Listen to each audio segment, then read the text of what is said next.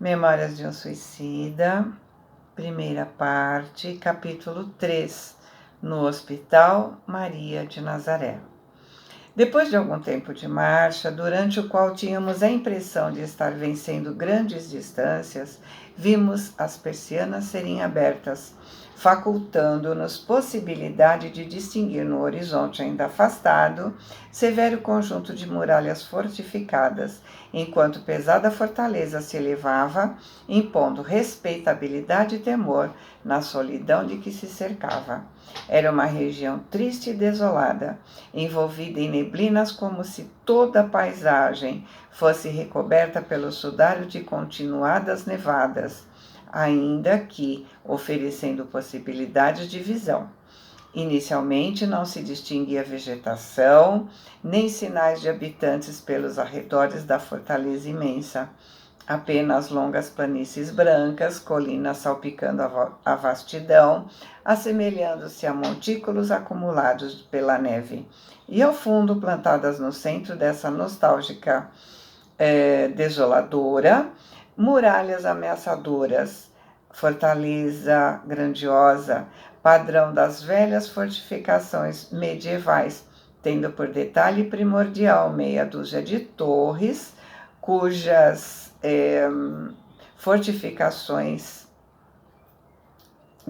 cujas linhas muito sugestivas despertariam a atenção de quem por ali transitasse.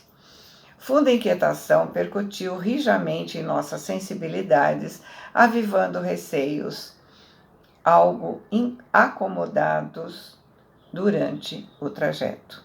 Que nos esperaria para além de tão sombrias fronteiras? Pois era evidente que para ali nos conduziam. Vista à distância, a edificação apavorava, sugerindo rigores e disciplinas austeras. Tal impressão de poder nos assaltou, grandeza e majestade, que nos sentimos ínfimos, acovardados só no avistá-las. Aproximando-se cada vez mais, o comboio finalmente parou frente a um grande portão, que seria a entrada principal. Para além da cornija é um elemento arquitetônico que consiste em uma faixa horizontal que se destaca na parede. Caprichosamente trabalhada e urdida em letras artísticas e graúdas, lia-se em idioma português essa inscrição, já nossa conhecida, a qual, como por encanto, serenou nossa agitação logo que a descobrimos. Legião dos Servos de Maria. Seguindo-se essa indicação que, emocionante, nos compeliu a novas apreensões. Colônia correcional. Sem resposta às perguntas confusas do pensamento ainda lerdo e atordoado pelas longas dilacerações que vinham me perseguindo havia muito, me desobriguei de averiguações e deixei que os fatos seguissem livre curso, percebendo que meus companheiros faziam o mesmo. Não faltava a fortaleza, nem mesmo a defesa exterior de um fosso. Uma ponte desceu sobre ele e o comboio venceu o empecilho, nos fazendo ingressar definitivamente nessa colônia. Porém, não isentados de sérias preocupações quanto ao futuro que nos aguardava. De entrada, notamos pelas imediações numerosos militares, como se ali se aquartelasse um regimento. Entretanto,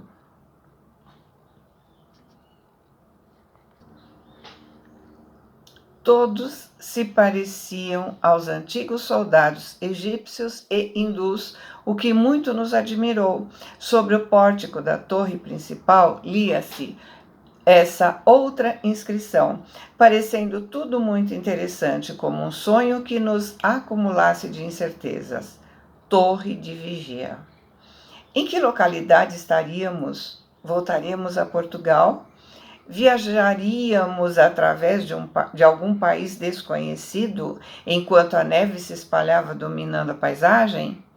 Passamos sem estacionar por essa grande praça militar, certo de que se trataria de uma fortificação guerreira idêntica à da terra, porém revestida de indefinível nobreza, inexistente nas semelhantes que conhecemos através da Europa, pois não poderíamos avaliar a verdadeira finalidade de sua existência naquelas regiões desoladas do invisível inferior, cercadas de perigo bem mais sérios do que os que poderíamos presumir.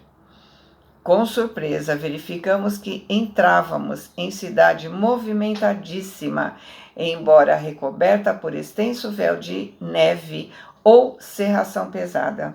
Porém, não fazia frio intenso, o que nos surpreendeu, e o sol, mostrando-se tímido entre a cerração, deixava ocasião não só para nos aquecermos, mas também para distinguirmos o que houvesse em redor. Edifícios soberbos impunham-se à apreciação, apresentando o formoso estilo português clássico que tanto nos falava a alma. Indivíduos atarefados entravam e saíam deles em difícil movimentação, todos uniformizados com longos aventais brancos, ostentando no peito a cruz azul celeste envolta pelas iniciais LSM. Disceiam edifícios, ministérios públicos ou departamentos.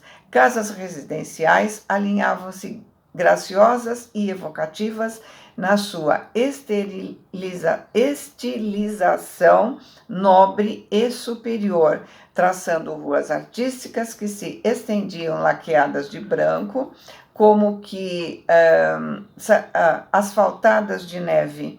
À frente de um daqueles edifícios, o comboio parou e fomos convidados a descer. Sobre o pórtico definia-se sua finalidade em letras visíveis: Departamento de Vigilância, Seção de Reconhecimento e Matrícula. Tratava-se da sede do departamento onde seríamos reconhecidos e matriculados pela direção, como internos da colônia. Daquele momento em diante, estaríamos sob a tutela direta de uma das mais importantes agremiações pertencentes à Legião, chefiada pelo grande espírito Maria de Nazaré, ser angélico e sublime que na terra mereceu a missão honrosa de seguir com solicitudes maternais aquele que foi redentor dos homens.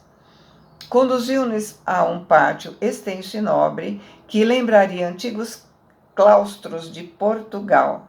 Fomos em seguida transportados em pequenos grupos de 10 indivíduos para determinado gabinete onde vários funcionários colaboravam nos trabalhos de registro. Ali deixaríamos a identidade terrena, bem assim as razões que nos induziram ao suicídio, o gênero do mesmo como o local em que permaneceram os despojos. Caso o recém-chegado não estivesse em condições de responder, o chefe da expedição supriria rapidamente a ineficiência, pois mantinha-se presente à cerimônia, dando contas ao diretor do departamento da importante missão que acabava de desempenhar. Tão árduo trabalho, em torno de toda uma falange, levou quanto muito meia hora, porque os processos usados não eram idênticos aos conhecidos nas repartições terrenas. As respostas dos pacientes seriam gravadas em discos singulares, espécie de álbuns animados de cenas e movimentos, graças à ajuda de aparelhos magnéticos especiais. Tais álbuns reproduziriam até mesmo o som de nossa voz, como nossa imagem e o prolongamento do noticiário sobre nós mesmos, desde que posto em contato com o admirável mecanismo apropriado ao feito, exatamente como discos e filmes na Terra, reproduzem a voz humana e todas as demais variedades de som e imagens neles existentes e que devam ser retidos e conservados. Nossa identidade, portanto, era fotografada, as imagens emitidas por nossos pensamentos no ato das respostas às perguntas formuladas seriam captadas por processos que, na ocasião, escapavam à nossa compreensão. Durante muito tempo, perdemos de vista as mulheres que haviam chegado conosco ao departamento de vigilância. Os regulamentos da colônia impunham a necessidade de separá-las dos seus companheiros de desventura.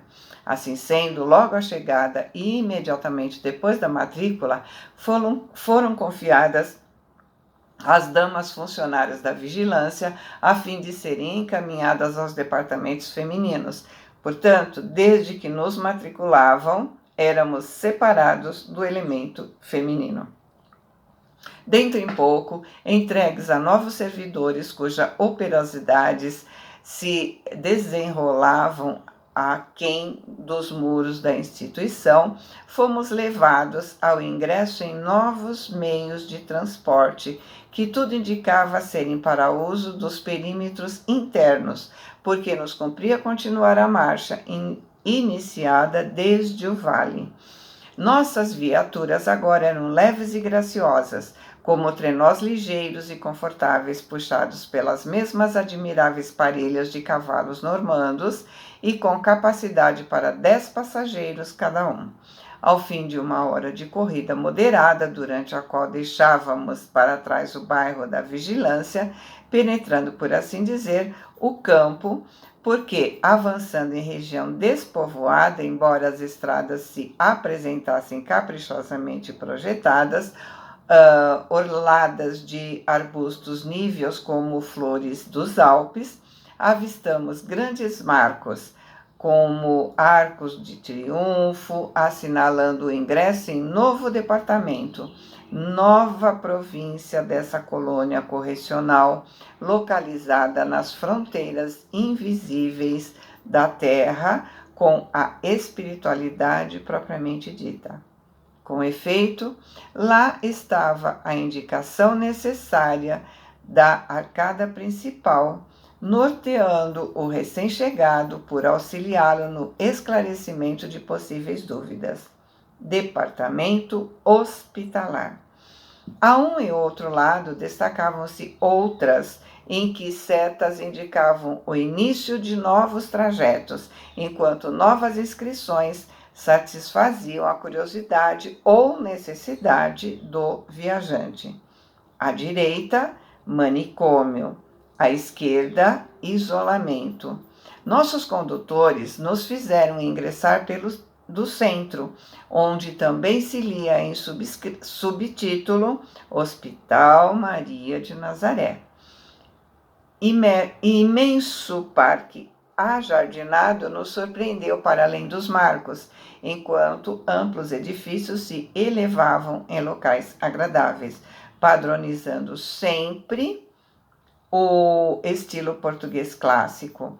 Esses edifícios apresentavam muita beleza e amplas sugestões, com suas arcadas, colunas, torres, terraços, onde flores trepadeiras se enroscavam, acentuando agradável estética.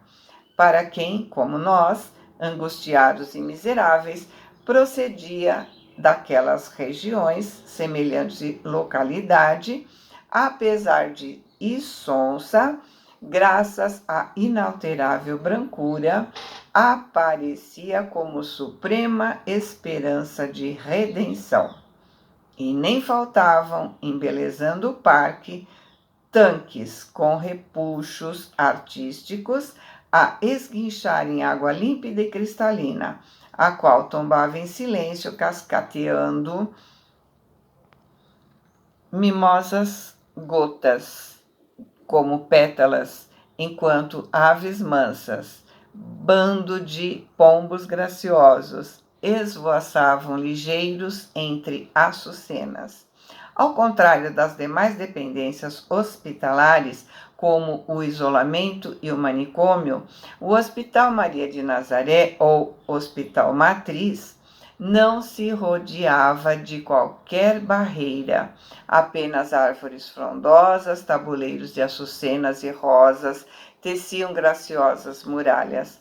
Quando dos meus dias de convalescença, muitas vezes pensei como seria arrebatadora a paisagem se a policromia natural rompesse o lençol branco que envolvia tudo aquilo, entristecendo o ambiente de incorrigível monotonia. Fatigados, sonolentos e tristes, subíamos a escadaria. Grupos de enfermeiros atenciosos, todos homens, chefiados por 2 jovens trajados à indiana, assistente do diretor do departamento, os quais mais tarde soubemos chamarem-se Romeu e Alceste, nos receberam das mãos dos funcionários da vigilância, até então incumbidos da nossa guarda, e, nos amparando bondosamente, nos conduziram ao interior. Penetramos galerias magníficas, ao longo das quais portas largas e envidraçadas, com molduras levemente azuis, deixavam ver o interior das enfermarias, o que vinha esclarecer que o enfermo jamais estaria a sós. Nossos grupos foram separados à indicação dos enfermeiros. 10 à direita, 10 à esquerda. Cada dormitório continha 10 leitos alvíssimos e confortáveis, amplos salões com balcões para o parque. Carinhosamente nos forneceram banho, vestuário hospitalar, o que nos proporcionou lágrimas de reconhecimento e satisfação. A cada um de nós foi servido delicioso caldo quente, reconfortante, em pratos tão alvos quanto os lençóis, e cada um sentiu o sabor daquilo que lhe apetecia. Fato singular, enquanto fazíamos a refeição frugal, era o lar paterno que acudia às nossas lembranças, às reuniões em família, à mesa da ceia, o doce vulto das nossas mães nos servindo, a figura austera do pai à cabeceira, e lágrimas indefiníveis se misturavam ao alimento reconfortador. Num ângulo favorável aos 10 leitos, uma lareira aquecia o recinto, proporcionando reconforto, e acima, suspensa ao alto da parede, que se diria estruturada em porcelana, fascinante tela a cores, luminosa e como animada de vida e inteligência, despertou nossa atenção assim que transpusemos os acolhedores umbrais. Era um quadro da Virgem de Nazaré, algo semelhante ao célebre painel de Murilo, que eu tão bem conhecia, mas sublimado por virtuosidades inexistentes entre os gênios da pintura da terra.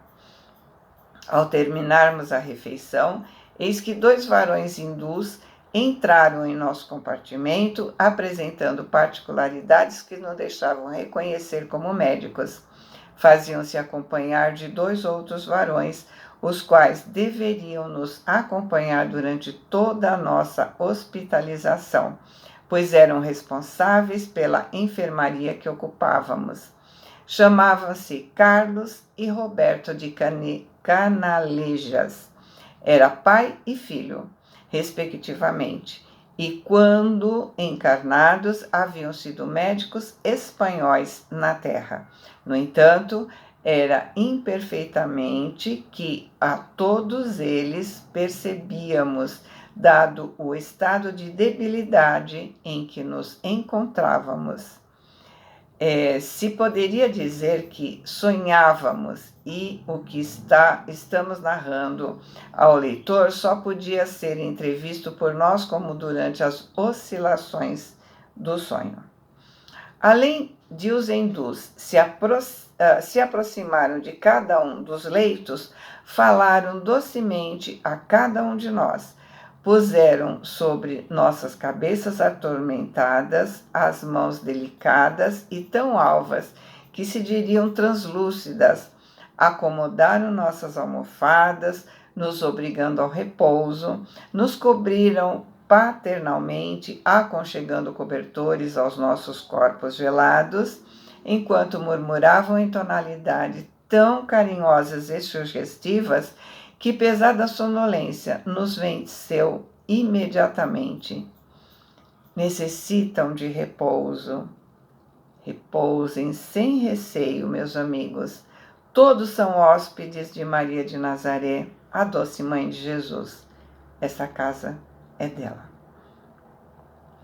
E se conosco assim procederam, outros assistentes certamente o mesmo fizeram em torno dos demais componentes da trágica falange recolhida pelo amor de Deus. Ao despertar, depois do sono profundo e reparador, me pareceu ter dormido longas horas e, de algum modo, senti que o raciocínio me esclarecia, oferecendo maior possibilidade de entendimento e compreensão das circunstâncias. Me reconhecia de posse de mim mesmo como desoprimido daquele estado mórbido de pesadelo que tantas exasperações acarretava. Mas, ai de mim, semelhante reconforto mental antes aprofundava do que balsamizava angústias, pois me levava a examinar com maior dose de senso a serenidade, a profundeza da falta que contra mim cometi, ardente sentimento de desgosto, remorso, temor, desapontamento, me levava a apreciar devidamente a melhoria da situação e, incômoda sensação de vergonha, chicoteava-me o pudor, gritando ao meu orgulho que ali me achava indevidamente, sem quaisquer direitos a me assistirem para tanto, unicamente tolerado pela magnanimidade de indivíduos altamente caridosos, iluminados pelo verdadeiro amor de Deus. Dúvidas amaríssimas continuavam remoendo na minha mente. Não era possível que eu tivesse morrido. O suicídio absolutamente não me matou. Eu continuava vivo e bem vivo. Que passou então?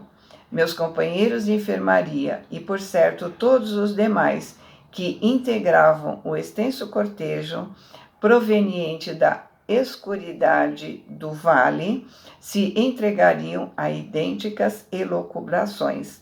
Estampavam-se o assombro, o temor e o pesar inconsolável naqueles semblantes desfigurados. E acompanhando a nova série de amarguras que nos invadia, apesar da hospitalização e do sono reconfortador, as dores físicas, originadas dos ferimentos que fizemos, continuavam supliciando nossa sensibilidade, como a lembrarem nosso estado irremediável de réprobos. Eu e Jerônimo gemíamos de quando em quando sobre o imperativo do ferimento feito no ouvido pela arma de fogo que utilizamos no momento trágico. Mário Sobral se retorcia, o pescoço entumecido, a se debater em cacoetes periódicos contra a asfixia, pois se enforcou. João de Azevedo, retendo na mente torturada o envenenamento do corpo que lá se consumiu, sob o segredo do túmulo, chorava de mansinho, exigindo a visita médica, e Belarmino a esvair-se em sangue, o braço dolorido, entorpecido, já paralítico, preludiando desde aquele tempo o drama físico que seria o seu em encarnação posterior, pois foi o suicídio golpeando os pulsos. Mas o reconforto era sensível. Bastaria observássemos que já não víamos as cenas mentais de cada um, reproduzindo em figurações assombrosas o momento supremo, qual como sucedia no vale, onde não existia outra paisagem, a enfermaria muito confortável, dizia de como nos haviam bem instalado. Existiam mesmo traços de arte e beleza naqueles portais de molduras azuis, formados de substâncias polidas como a porcelana, naquelas cortinas de rendilhados também azuis, nas trepadeiras brancas que subiam pelos balcões, entrando no terraço, como espionando nossas caras dramáticas de réprobos colhidos em flagrante. De repente, a voz de um enfermo, nosso companheiro, quebrou o silêncio da meditação em que mergulhamos o pensamento, externando as próprias impressões como se falasse apenas para si. Disse pausada e amargamente: cheguei à conclusão de que o melhor que todos temos a fazer é nos recomendarmos a Deus, nos resignando de boamente às peripécias que ainda aconteçam. Para nada valeu o desespero, senão para nos tornar ainda mais desgraçados. Tanta revolta e insensatez, e nada mais obtivemos, a não ser o agravo de nossas já tão atrozes desgraças. Por aí se poderá ver que estávamos escolhendo caminhos errados para nossos destinos. Porém, é inegável que somos todos subordinados a uma direção maior, que independe de nossa vontade. Isso é muito significativo. Não sei bem se morri, mas sinceramente, creio que não. A senhora minha mãe era pessoa simples, humilde, de poucas letras, mas boa devota à crença e ao respeito a Deus. Afirmava aos filhos, com estranha convicção, quando os reunia ao pé da lareira a fim de ensinar as orações da noite, de mistura com os princípios da lei cristã, que todas as criaturas trazem uma alma imortal, criada por Ser Supremo e destinada à gloriosa redenção pelo amor de Jesus Cristo, e que dessa alma daríamos contas um dia ao Criador e Pai. Nunca mais desde então obtive ciência de mais alto valor. Considero as aulas ministradas por minha mãe durante o serão da família superiores às que mais tarde aprendi na universidade. Infelizmente para mim, sorri a sabedoria materna, me embrenhando pelos desvios das paixões mundanas, mas, ó minha mãe, eu aceitava a possibilidade da crença formosa que tentaste infundir em minha alma rebelde. Não fui propriamente ateu. Hoje, passados anos, e depois de tantos sofrimentos, colocado em situações que escapam à minha análise, eu me convenço de que a senhora minha mãe estava com razão. Devo possuir uma alma realmente imortal. Escapa-se de um tiro de revólver e pode-se até restabelecer-se. Nos curamos da ingestão de um corrosivo, tais sejam as circunstâncias em que o tenhamos usado, mas não se escapa de uma forca, como a que me destinei. E se estou aqui, e se sofri tudo quanto sofri, sem conseguir aniquilar dentro de mim as potências da vida, é porque sou imortal. E se sou imortal, é que possuo uma alma, porque quanto ao corpo humano, esse não é imortal, pois se a consome no túmulo. E se possuo uma alma dotada de virtude da imortalidade, é que ela proveio de Deus, que é sempre eterno. Ó minha mãe, tu dizias a verdade. Oh meu Deus, tu existes. E eu a te negar sempre, com meus atos, minhas paixões, meu descaso e as tuas normas, minha indiferença criminosa aos teus princípios. Agora, eis que é soada a hora de prestar-te contas da alma que tu criaste, da minha alma.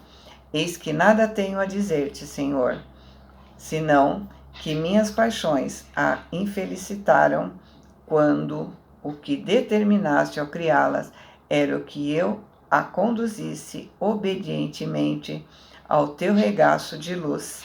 Perdoa-me, Senhor Deus. Vamos continuar numa segunda parte.